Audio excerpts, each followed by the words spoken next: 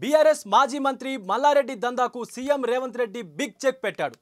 Management quota కింద కోట్ల రూపాయలు దండుకునే విద్యా వ్యాపారానికి ఫుల్ స్టాప్ పెట్టేలా ప్లాన్ చేశారు. దీంతో మల్లారెడ్డి అండ్ టీంకు వందల కోట్ల రూపాయల నష్టం రానుంది.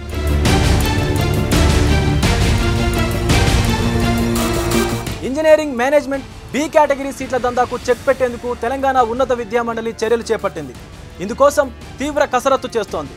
ఇంజనీరింగ్ మేనేజ్మెంట్ కోటా సీట్లంటేనే దందా వ్యాపారం అనేలా మారింది పరిస్థితి.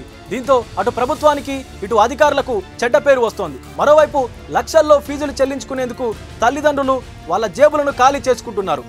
డిమాండ్ ఉండే కంప్యూటర్ సైన్స్ ఇంజనీరింగ్ సీట్లను దక్కించుకోవాలంటే లక్షల రూపాయలు డొనేషన్ లేదా ఫీజుల రూపంలో చెల్లించుకోక తప్పడం లేదు. ఈ దందాపై అడ్మిషన్ల సమయంలో విద్యార్థుల తల్లిదండ్రులు, విద్యార్థి సంఘాల నుంచి అనేక ఫిర్యాదులు అందుతున్న సీట్ల దందాకు అడ్డుకట్ట వేయలేకపోతున్నారు. ఈ నేపథ్యంలోనే తెలంగాణ ఉన్నత విద్యా మండలి దీనిపైన ప్రత్యేక దృష్టి సారించింది.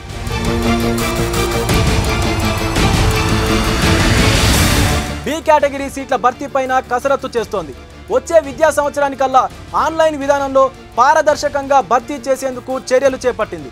మేనేజ్మెంట్ కోటా సీట్లను పారదర్శకంగా భర్తీ చేసే కొత్త విధానాన్ని వచ్చే విద్యా సంవత్సరం నుంచి అమలు చేయాలని ఉన్నత విద్యా మండలి ప్రణాళికలు రచిస్తోంది. ఫీజుల దందాకు అడ్డుకట్టు వేయాలని భావిస్తోంది. ఇందుకు 3 ప్రతిపాదనలు సిద్ధం చేసినట్టు తెలుస్తోంది. కన్వీనర్ కోటా తరహాలోనే మేనేజ్మెంట్ కోటా సీట్లను దరఖాస్తులు స్వీకరించి భర్తీ చేయాలని అనుకుంటోంది. లేదా నీటి తరహాలోనే ఏబిసి కేటగిరీలుగా విభజించి ఒక ఫీజు నిర్ణయించి కన్వీనర్ కోటా కింద భర్తీ చేయడం రెండో విధానం. ఇక మూడో ప్రతిపాదనగా ఏపీలో అమలవుతున్నట్టు కన్వీనర్ ఫీజుకు 3 రెట్లు 4 ఏళ్ల పాటు చెల్లించే ప్రతిపాదనను కూడా పరిశీలిస్తున్నారు. ఈ మూడింటిపై ప్రభుత్వం అంగీకారం తీసుకొని అమలు చేయనున్నట్టు అధికారిక వర్గాలు తెలిపాయి. విద్యార్థికి మెరిట్ ఖచ్చితంగా ఉండేలా నిబంధనలు రూపొందించనున్నారు.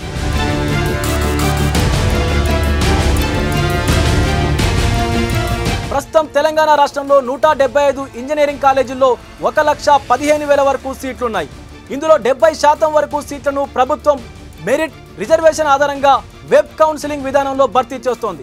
మిగిలిన 30% బి కేటగిరీ కోటా కింద ఆయా కాలేజీలే భర్తీ చేసుకుంటున్నాయి.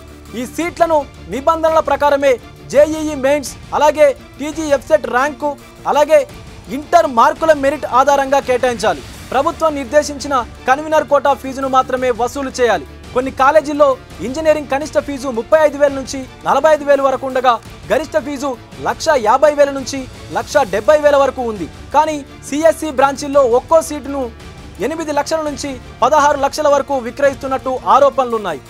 ఎన్ఆర్ఐ కోటా సీట్లను కూడా కొన్ని కాలేజీలు ఇష్టానుసారంగా విక్రయిస్తున్నట్టు తెలుస్తోంది. ఈ దందాకు అడ్డుకట్ట వేసి పారదర్శకంగా మేనేజ్మెంట్ కోటా సీట్లను భర్తీ చేసేందుకు తెలంగాణ ఉన్నత విద్యా మండలి తీవ్ర కసరత్తు చేస్తోంది.